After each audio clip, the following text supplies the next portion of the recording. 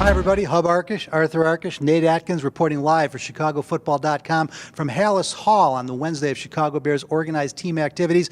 But it was a solo performance that caught most of the media's attention as George McCaskey met the media and talked about the decision to sign Ray McDonald, to cut Ray McDonald, where it leaves the football team afterwards. And Arthur, I'll come to you first. George McCaskey, very much in control of the situation, wasn't about to take any steps backwards, said they did what they did. And in his mind, he said the system worked.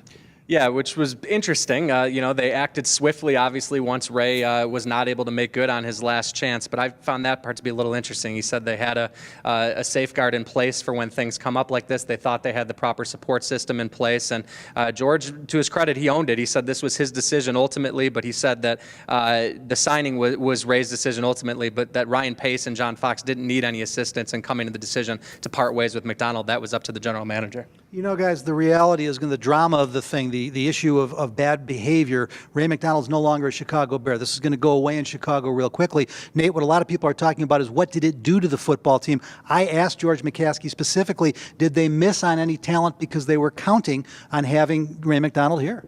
Yeah, I mean, they invested. It's a big roll of the dice there, given his legal history, but they were counting on him to be a starter in this new 30 front. I mean, one of only, you think, 3 or 4 guys who has a lockdown position, and their thinnest position now they don't have him there, and you're absolutely right. I mean, they went other directions in the draft and free agency, thinking they could maybe count on this guy, which obviously was always a risk given his history, and now we're going to see kind of how they shuffle the deck. Yeah, the answer to the question from George was no, he's not aware of it. Remember, Eddie Goldman, second-round pick, the nose tackle and the 5 techniques are pretty much interchangeable in this scheme, so they've got a guy that can slide out there if they feel the need to. Arthur, the other thing that was interesting was George McCaskey asked, well, any change in your relationship with Ryan Pace? Any concern about him going forward? Your young GM swung and missed on this one. Yeah, he said absolutely not, though. He said he has a full vote of confidence and that, he was pleased with the way that this was dealt with. Maybe pleased isn't the right word. It's a bad situation. But no, there's no wavering with regard to Ryan Pace, the youngest general manager in football. And this was definitely a bit of a trouble area of the offseason that had otherwise went pretty well.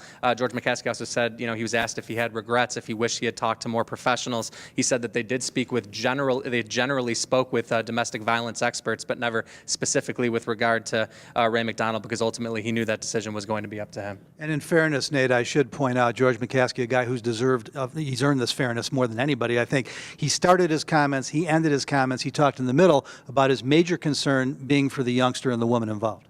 Yeah, that's absolutely the route he needed to take. I mean, it's easy for us we're here talking about the on-the-field impact, but there's so much more to this. And just for the league, for everyone, domestic violence, I mean, it's an issue that's not going away. So it was good to see him go right off the bat and look at the real issue and not just talk about football.